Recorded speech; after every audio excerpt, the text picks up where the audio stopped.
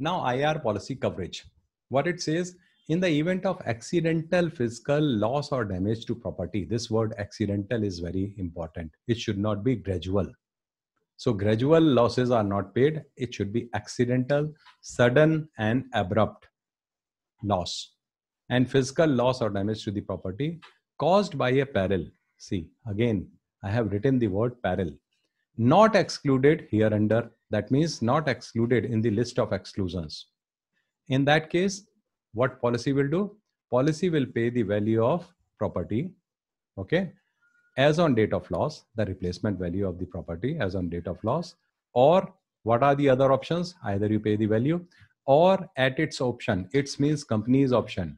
Reinstate, ask the client to reinstate the policy or replace such property or part thereof. This is what is printed in the policy wordings. I have copied down from the IR policy. Now regarding building, it is the question what we will pay. We will pay the cost of replacement. In case of building, plant, machinery, furniture, we'll pay the replacement cost subject to maximum of sum insured. Of course, this is very important. This goes without saying. You cannot pay more than the sum insured declared in the policy against that group of assets. Okay. If individually building is sum insured is declared separately for building, separately for plant and machinery, then of course individual sum insured limits to be applied. Regarding stock, we will pay the market value. And here I have missed one thing, market value of the damage item at the place and time of loss, because the value changes every day. It changes. Today the purchase price of goods which are damaged is 2000 rupees kg. Tomorrow it can be 2500. So it is, the value has to be taken as on date of loss, market value. Okay. Secondly, at the place of loss, this is also important. In a village, a small village, the value of that particular stock which is damaged may be 1500, but if you buy the same product in Bombay, it will be 5000. Quite possible. So what we are supposed to pay, this is the policy of indemnity. We have to indemnify. So how? So at the time of, it can be other way also.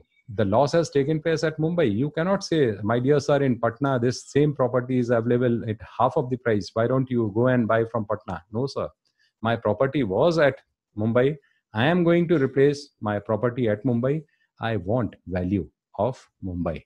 This is quite logical and acceptable, subject to the maximum of sum insured declared in the policy. Okay. I am going very deep into the subject because IR policy, unless you read in between the lines, see, hundreds of times we have gone through mota, we all know. But if you go deep into the subject, you find a lot of complications, and all those complications, they come in front of you while deciding the admissibility of a loss. That time it is a very difficult task. You may make mistake, and that is why so many disputes, so many litigations, people make mistake, people decline the liability. Sometimes it is other way wrong. Clients, they don't understand. Sometimes insurance company make a mistake, wrongly reject the claim without understanding, without knowing, without the proper justification. Then it is litigation, arbitration, and all that, blah, blah, blah. So my intention is make your fundamentals very clear so that such type of situation does not arise. Okay. Now come to exclusion part. So I will deal with main exclusions. Okay. Now excluded causes. That means excluded peril. Again, I repeat, whatever is not written here is payable. No confusion. There should not be any confusion. If you want to find out whether loss is payable or not, find out what is the cause. Look at this list. If that cause is appearing here, claim is not payable. If it is not appearing here, claim is payable. Like your impact damage. I will show you. I could not find impact damage here. So loss is payable. And that is why your fire policy does not pay impact damage. No, not impact damage, accidental damage. Sorry. Impact damage. I am using the wrong word. Impact damage is automatically covered, and impact damage is covered under fire policy also, because it is one of the peril which is covered under fire policy. Impact damage by rail, road, animal, if you remember fire policy wordings. But here your impact damage is not excluded, so here also it is covered. Same is the case with accidental. Accidental is not here. Okay, accidental damages are covered. But in fire policy, since it is a named peril policy and accidental damage is not one of the listed peril, so loss due to accidental damage is not paid under fire policy. And that is why most of the people, they want to shift from fire policy to IAR policy, just because of this coverage of accidental damage. Okay, this is the main reason for. And there are a lot many things to be told, but I'll be deviating from my subject. Okay, let us concentrate on my subject only, because a lot of things, they come to my mind too. Now, policy does not cover loss or damage caused by very first extension, faulty design, defective design. I explained this design defect cover under engineering policies. But as such, here also, any loss or damage due to faulty or defective design, material, workmanship, inherent voice, latent defect, gradual deterioration, deformation, distortion, wear and tear. I'll give you examples also to understand this. This is a very, very interesting exclusion. We have gone through hundreds of times, but we have never read it carefully. What does it mean? Or what else? Interruption of water supply, gas supply, electricity. Now you will say, what is so big? You go for CBA extension. I was also thinking around 10 years back, I was thinking in the same fashion, the way you are thinking. So what is wrong? If it is excluded, no problem, go for add-on cover. But my dear sir, we are talking of section 1. We are not talking of section 2. Section 2 is BI section. In BI, you can go for extension. Here in section 1, there is no provision of extension of your failure of water supply, gas supply, electricity supply. We are talking of section 1, material damage section. We are not talking of BI section. Okay. So what it says, any loss or damage to the property caused due to interruption of water supply, caused due to interruption of gas, caused due to interruption of electricity, fuel system, or effluent disposal system, failure of effluent disposal system to and from the premises. Either it is coming, effluents are coming inside your plant for treatment, or your effluents are going outside to a water plant, water treatment, effluent treatment plant. Whatever way, if something is stuck up and because of that you suffer property loss, that is not payable. Same is the case because of electricity supply. Your production process stops in between, and the material it is spoiled or it is damaged. That is because of this particular very first exclusion, such losses are not payable. Same is the case. You are heating something with the help of gas. You are in a chemical plant. If there is a failure of gas supply and the property, your entire machinery gets solidified or something, imagine that situation. Some of my gurus would be in a position to give some example. I'll take their help at the end of the session. Let us finish this. So imagine if the property is damaged due to non-supply. I'm not talking of BI. Production loss will be there because of non-supply of water, non-supply of gas, but there is a possibility that there is a physical loss or damage to the property because of interruption in these 3 items, utilities, or failure of effluent disposal system. Then again, these losses are not paid. But now here comes the googly, this red. This is interesting. People don't read this, and this is very, very important. However, this is what is written. I have written in red. And that is what I wanted to discuss your excluded causes in detail, because people don't go into this much of deep. If the property is further damaged due to operation of insured peril, ensuing damage, this word ensuing is again very confusing. Ensuing means subsequent damages. Ensuing damage alone shall be payable. Now I have given 2 examples on subsequent page. First, you understand these things are not covered, but what it says, now again double negative.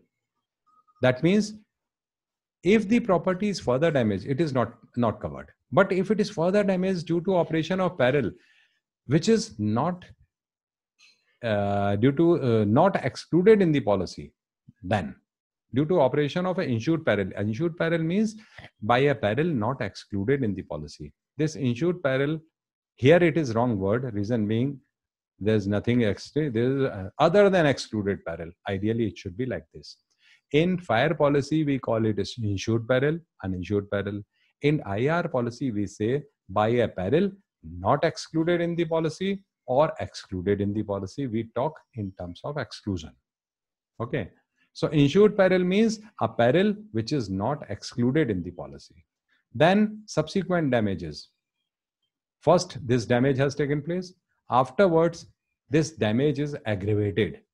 So that aggravation of loss will be paid because of this rider, this important 3-line rider.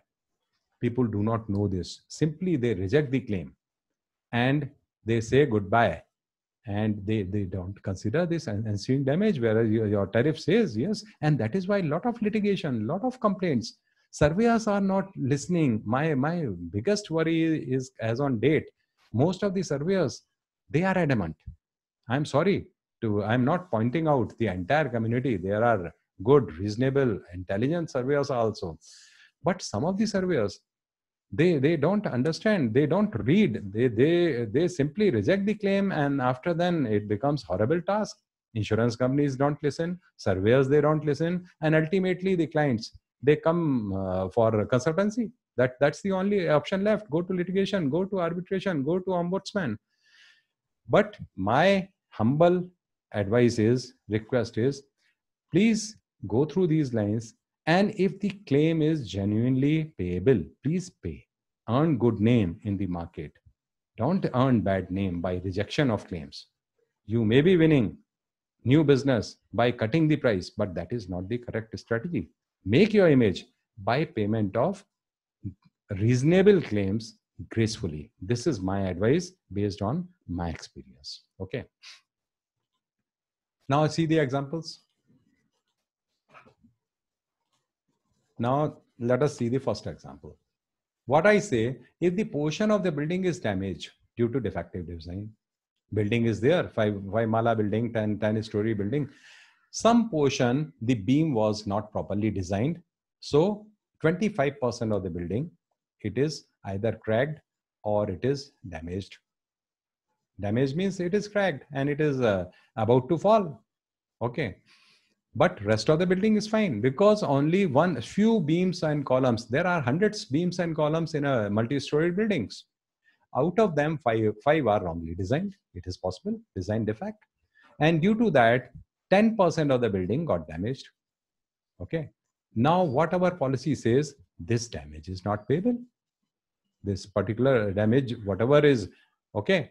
Now, because it is caused due to defective design of beam or column. But now the another clause, that rider will come.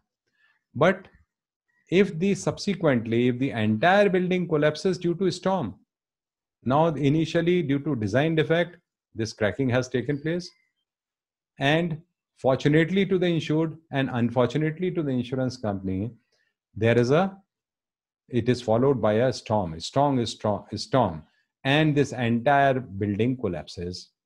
Not because of design defect, because of your storm. And this storm is not excluded under the policy.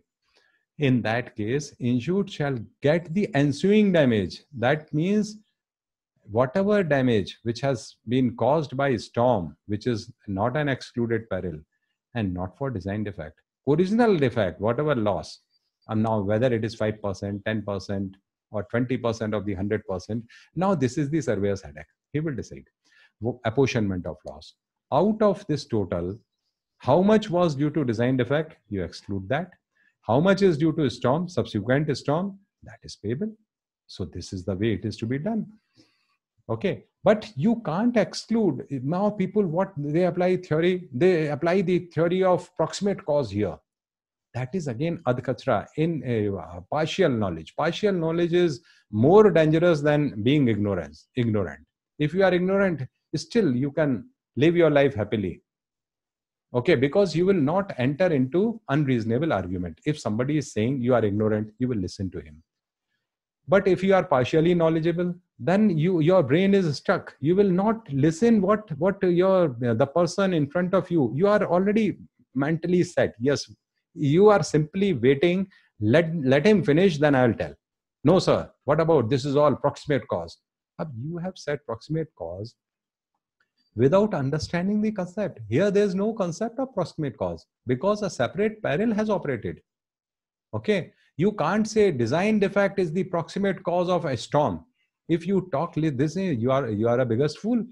You don't understand. If somebody says like this, that this storm has taken place because of defective design, does it have any meaning? Just a minute.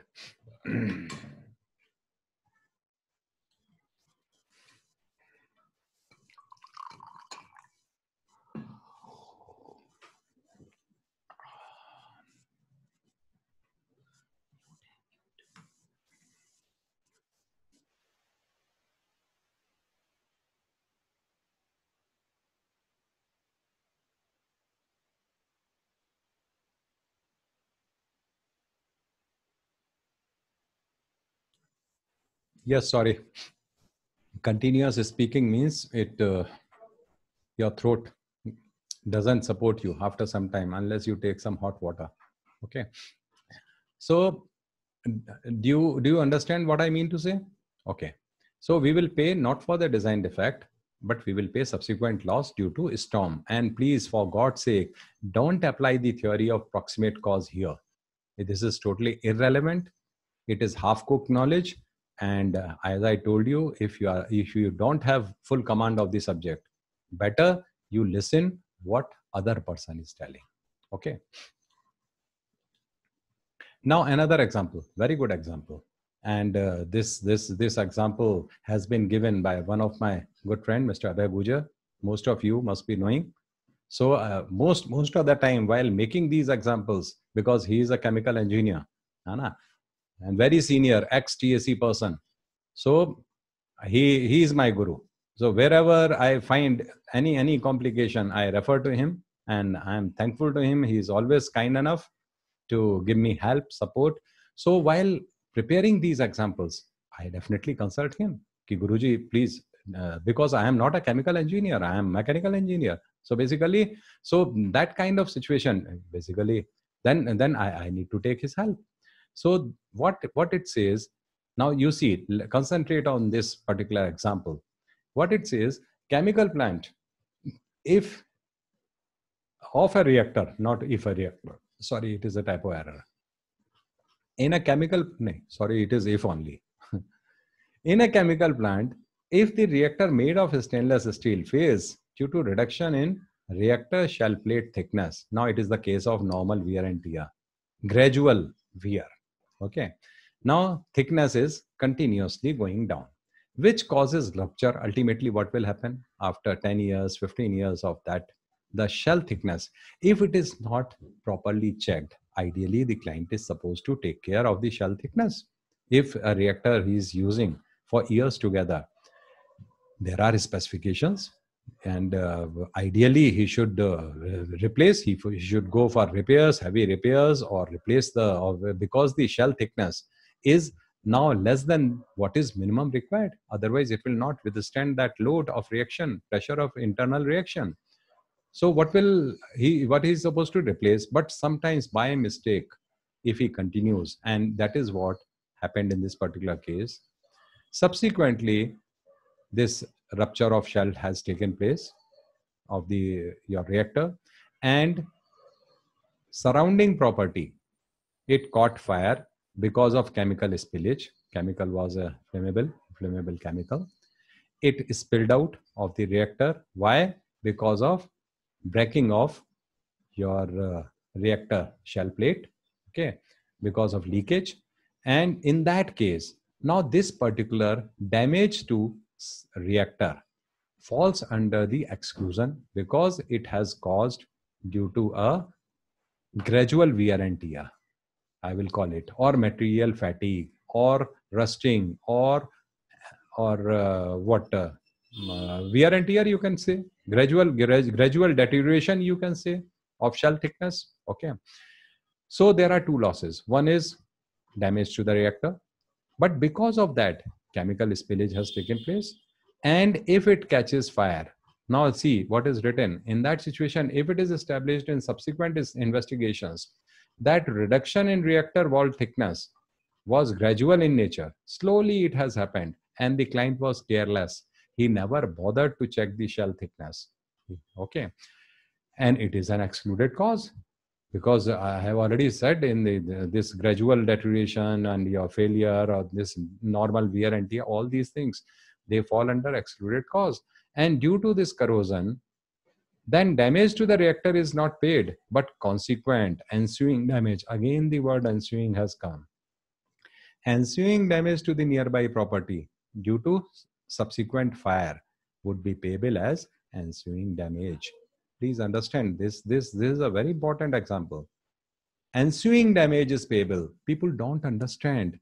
I swear, I admit, for years together in my initial career of say 15 years, I was dealing with IAR policy, but I did not understand these complications, because whenever I used to ensuing damage hota hoga kuch, but never tried to understand what is ensuing damage.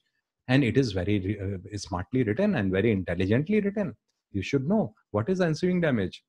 So in this example, the reactor loss will not be paid, but the leakage of chemical resulting into subsequent fire and damaging the surrounding property is ensuing damage. That has to be paid, because that is a fire loss, and fire is a not excluded peril. Okay. Now, further, they are not very important. Collapse, and now you see collapse, they are important. What I say, I will not give much time to other things, but this particular B point is very important. Yes, I remember. There are examples for this excluded cause also. Collapse and cracking of building is an exclusion, and collapse is an exclusion under your fire policy also. Collapse is not covered. Out of 12 perils, if you see, do you find collapse? No. Unless collapse is caused by a peril which is included in the policy, then only. Normal cracking of building, unless it is caused due to earthquake, it's covered. Yes, earthquake is a peril, but without any cause, if there is cracking with the passage of time, with the normal uses of the building, then it is an excluded thing. You can't claim. You come to insurance company, sir, these cracks have developed in my building, please pay the claim. It is all risk policy. People can say, na, if people can come, sir, my dear sir, I have taken industrial all risk policy, and you are claiming at the time of selling this policy, don't worry, it is all risk policy, every damn thing will be covered. Now you are in trouble, because your exclusion says collapse and normal cracking of the building is not covered. Now what to do? If you don't explain the client well in advance, your client will not be happy. He will say, what nonsense, at the time of selling this policy, you were telling everything would be covered. You took 5 times of the premium. I was made agree to accept 10 lakhs of the deductible, and now you say claims are not payable. So you should know. Okay. Other thing, corrosion, rusting, extreme, change in temperature, dampness, dryness, wet, all these things. Don't we just have a cursory look? Don't give cursory look. Wait, understand. If you don't understand the term contamination, go Google it, find out what is contamination, what is texture of finish. Unless you do it, scratching, normal scratching, your property is insured under your policy, your brand new machinery has come, and some duffer has come with the metallic piece, he has made a scratch. Is it payable under policy? Now you say it is all risk policy. Sir, yeah, this is a scratch, I have to repaint it, my machinery. It has lost its aesthetic value. But at that time, you have to show this exclusion. No, sir, we call it all risk, but it is actually not all risk. We have to see exclusions. This is not payable. Okay, I'll give you an example. Loss of weight. Sometimes there are material, they lose weight. Now client, they come, my dear sir, when I purchased this item, it was 105 kg. Now this material is weighing 90 kg, 50% has 15 kg. It has been lost. Kindly pay me the claim. How will you deny that claim? Having said, I am issuing a all risk policy. How will you deny this kind of loss? Any loss due to pollution? Not payable. Property damage due to pollution. Unless you show him this exclusion, the client will not be happy. It is not payable. But this red is again a googly. This is also important. And that is why those who have read this and not read these 3 lines, they are in trouble. Because some of our claims settling officer, they just read up to scratching and they are very happy. A claim comes, they will say, no sir, it is due to scratch, it is due to pollution, it is due to fungus, it is due to shrinkage, it is due to evaporation, all these things, blah, blah, blah. They have crammed up this list, claim is rejected. But what about these 3 lines? Unless such loss is caused directly by a damage to the property insured or to the premises containing such property by a cause not excluded in the policy, means everything gets paid, provided if the loss is caused by a peril which is not excluded in the policy. Now, for example, there are 2 examples I have given. Next page, you see the examples. Now, if the building develops cracks, okay, natural crack, or part of the building is collapsed, not because of any reason, it is all natural because of age factor, I would say. Building is 30 years old, naturally it is supposed to develop cracks, okay. Such losses are not paid. Now, unless cracks and collapse is caused due to operation, suppose there is a subsequent earthquake, okay, and cracks are visible. Now your 50% of the building was partially collapsed or there were cracks, okay, and it has been recorded. So no claim as such is payable, but by any chance, if there is a subsequent earthquake and which collapses the entire building, okay, in that case, this entire thing will be payable. Now here, not the question like you say, that portion which has caused due to defective design is excluded and remaining portion will be paid. Here it is not said. Now you see, read very carefully. Unless these cracks and collapses caused due to operation, say earthquake, which is not excluded peril. In absence of earthquake, such losses to the insured property would not be paid. So what does it mean? If a cracked property is subsequently damaged by an earthquake, 100% gets paid. That time apportionment of loss shall not be done. Some of our insurance friends, they do it this way. They again make apportionment like we did in a previous example, design defect case. There it is okay because it is written like this. Here, unfortunately, the word ensuing damage is not mentioned in the original policy. Okay. Excuse me, somebody is celebrating.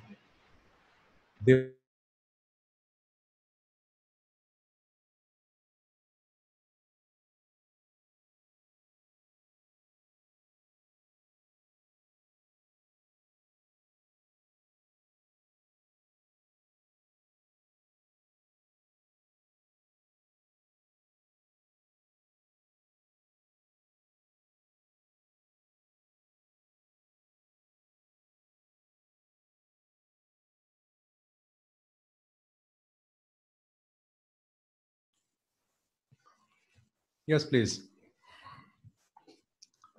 I had to shut down my window because somebody was celebrating Diwali. Now, what I was saying, the word ensuing damage is not. Now, let us see the wording again, whether ensuing word is there or not. What is happening? Something is wrong. Yeah.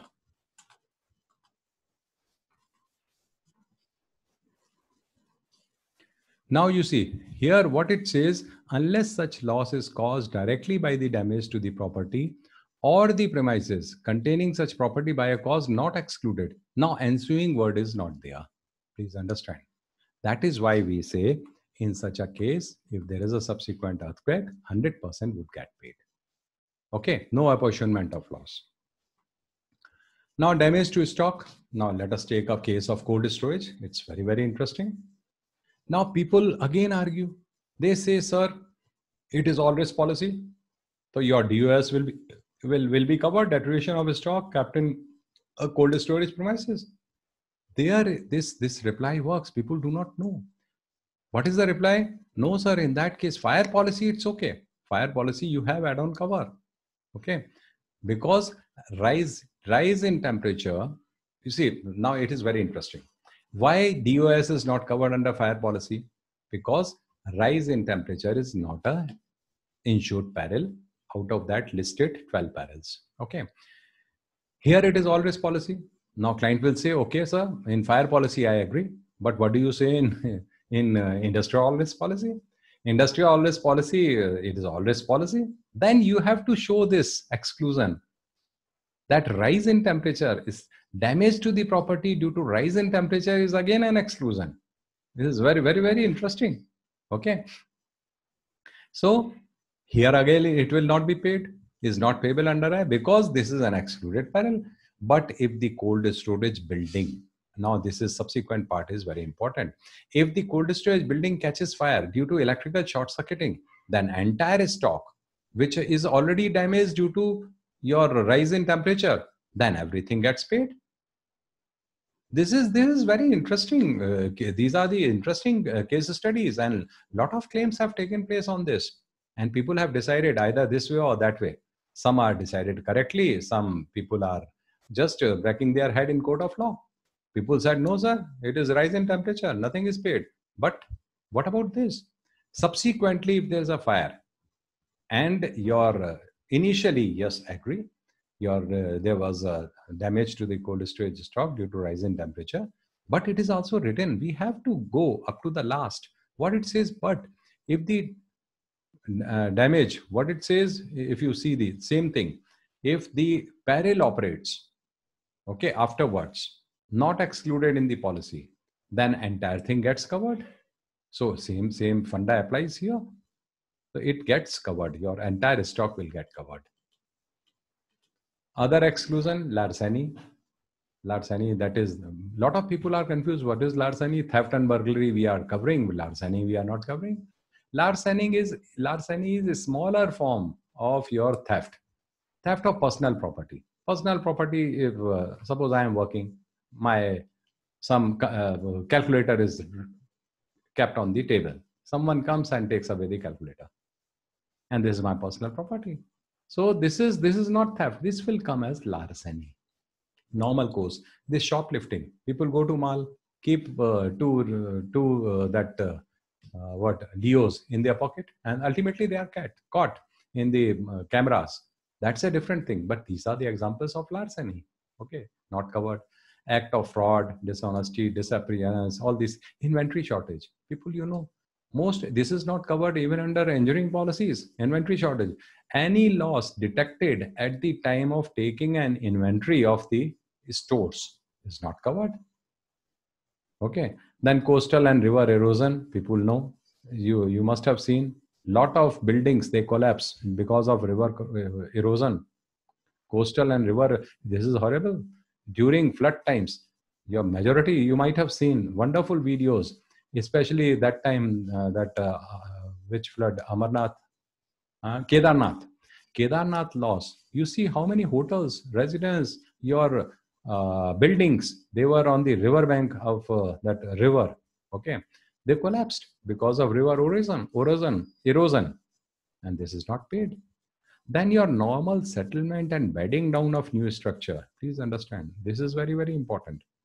What is normal settlement and bedding down of a structure? If the building is newly constructed, it is 100% possible, 99% cases, a normal settlement takes place. Thoda sa dhasak jayega. In 3 millimeters, 5 millimeters, it will settle down slightly because of the load of the building. Even if complete compacting of foundation is done, but it is a normal phenomena. Now, if insured is adamant, no sir, See, my building was initially 50 meters tall, and now it is reduced to 49.90 meters. So this 10% height loss I have suffered. Can he claim? This is absurd claim. This is normal settlement. But if it is caused by subsidence, it is caused by your that kind of thing, your landslide, rock slide, subsidence, okay, that kind of losses, they are not excluded. So if the collapse of building is due to normal settlement, listen very carefully, it is not a subsidence, normal settlement. Most of the times buildings, civil engineers may know better, they take the load of normal settlement and bedding down of a structure. But okay, if it collapses during normal course, if it is not proved to be a subsidence, then loss is not payable. It will fall under the exclusion of normal settlement and bedding down of new structure. Okay, subsidence is covered. Loss due to subsidence is covered. Loss due to earthquake is covered. Loss due to landslide is covered. All these things, because they are not in the list of exclusions. Then another important exclusions. Please don't get bored. List of exclusion is very, very big in IAR policy. Coverage is one-liner. All risk cover, that means all peril covered, unless it is excluded. That is why list of exclusion is bigger than list of your covers. Covers is one thing, anything. It is very sweet, and it is so sweet to say, sir, it is all risk cover. Wonderful. But my God, please think twice before you say it is all risk cover. These are the exclusions. Please understand. Now, damages caused by willful act, willful negligence. Now, so many things, negligence is there, it is paid. What about gross negligence? It is also paid. What I say, willful act and willful negligence is not covered. Anything with the bad intention, again, malicious damage is again covered. You will not find in this. These are hairline difference in between all things. Negligence is normal course of action. People are sometimes, now you are driving a car, layman's example. Okay, now you can be negligent. Unless you are negligent, no accident take place. But gross negligence is different. Gross negligence is at a busy road, you are trying to drive the car at a speed of 150 kilometers per hour. That is gross negligence. Okay, same is the case, willful negligence, willful act. Now, what is gross negligence? Another example in machinery context I can give you. See, the supervisor, he knows pretty well that if the running machinery is to be repaired, it is to be stopped. Now he tells his employee, okay, forget about that, you tighten this bolt in running condition only. What do you call it? Is it negligence? No, it is gross negligence. But do you think it is willful negligence? You can't tell it is willful, because willfully it is not done. I thought 99% I'll be successful. Why to stop the machinery, again restart, just to tighten a bolt? I have taken a chance, but it is gross negligence, because it may lead to accident, it may lead to property damage, it may lead to human injury or even death. So gross negligence, willful. Now question is willful. What is willful? Willful means you know pretty well that this act of mine is going to damage this property. Okay, this is willful act. Understand? And willful negligence, same thing. Willful act and willful negligence. Now, willfully you are doing it. Say, a few days back, yesterday only, I was seeing one video of China news that one luxury bus driver, I don't know whether you people have seen, very interesting case. I don't know, all of a sudden on my Facebook, it appeared. I just curious to see, and I saw it. On radio, he heard the news that his house has been demolished by government authorities. And he saw the picture also, that his house is being broken. And at that time, he was driving the bus full of passengers. Now you can imagine what happened. Just after seeing his house has been demolished, whether it is illegal or whatever it is, he lost his control. What he did, even during driving, he took a left turn, crossed the footpath, and ultimately sank into a pond. There was a lake nearby with all passengers, the entire bus. thrown into the water. It is willful act. It is not willful negligence. It is willful act. So these are the few examples which I have given. It is very interesting to understand the difference between willful act, willful negligence, malicious act. Malicious act is covered. Now you say willful act is not covered. Malicious act is covered. Malicious means you don't know the result. Your intentions are bad. But you are not sure that by doing this, ultimately, I am going to damaging the property. My intention is to damage the property. This is malicious damage. But willful act, you are pretty sure what you are doing. You are 100% sure it is going to damage this property. This is willful act. That is why willful act is not covered. Malicious damage is covered. Okay, malicious act, by a malicious person. Okay, so all these questions, why people ask? Because see, whatever things I am telling, these questions have been raised. I have been dealing with this topic in NIA. I'm thankful to NIA also, who have given me wonderful platform and opportunity where my participants have asked all these questions during my earlier classes. That is why even without asking, I am explaining all these things.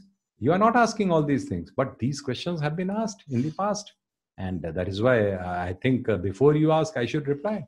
Difference between malicious act, difference between what is willful act, willful negligence, what is gross negligence, why we are ignoring, deleting only these two things. We are covering gross negligence also. Okay, we are not denying the claim.